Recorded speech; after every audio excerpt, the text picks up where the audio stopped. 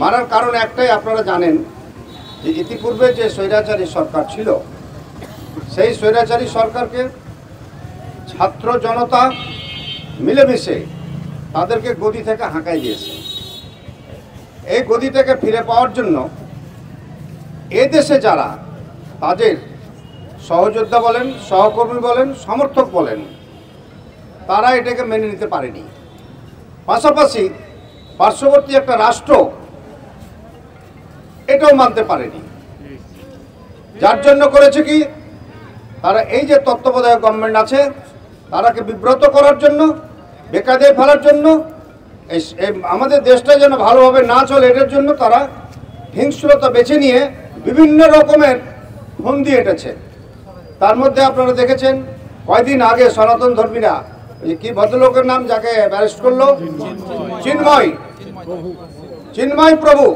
এই ভদ্রলোকটি কোথা থেকে আবিষ্কার হলো? এটা ফেসবুকে এসছে, পত্রিকায় এসছে, আপনারা টিভিতেও দেখেছেন যে এই ভদ্রলোক কে, কোথা থেকে আসলো? হঠাৎ করে উড়ে আসলো আকাশ থেকে না বাংলাদেশ থেকে আসলো? আর এত হিন্দু এই সমাজে আসলো কোথা থেকে? এটা কি আসলে হিন্দু না হিন্দু সেজে এসছে? এই দেশে একটা বিশৃঙ্খল সৃষ্টি করার জন্য সৃষ্টি করা হয়েছে হিন্দু কমিউনিটি সৃষ্টি করে এদেশের হিন্দুরাকে মানে কি বলে যে নিগৃহীত হচ্ছে আমাদের দ্বারা, এটা পার্শ্ববর্তী রাষ্ট্রকে জানান দিবে, বিশ্বকে জানান দিবে, এই জন্য একটা ষড়যন্ত্র করছে। এটা তো পরিষ্কার, এটা আমরা সবাই বুঝি।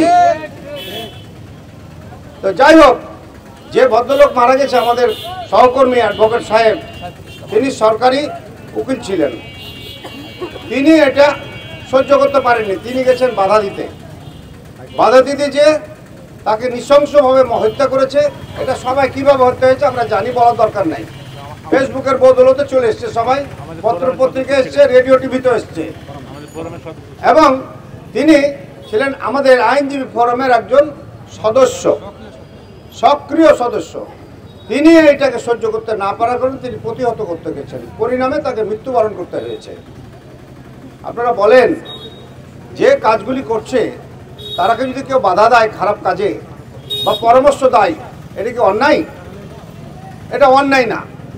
তারাকে বিরত করার চেষ্টা করেছে, তোমরা এটা কেন বাড়ি ভাঙবার, কেন জিনিসপত্র ভাঙচুর করবে? তোমরা আন্দোলন করো, শান্তিপূর্ণ আন্দোলন করো, বাড়ি ভাঙচুর করা হবে কেন? মানুষকে মারা হবে কেন?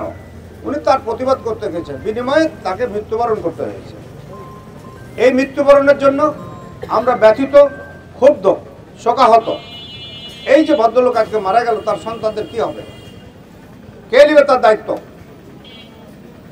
হয়তো চলে যাবে, কোনো কিছু হবে না, কিন্তু একজন মানুষ এভাবে খুন হবে এটা আমরা আশা করি না, আশা করা যায়ও না।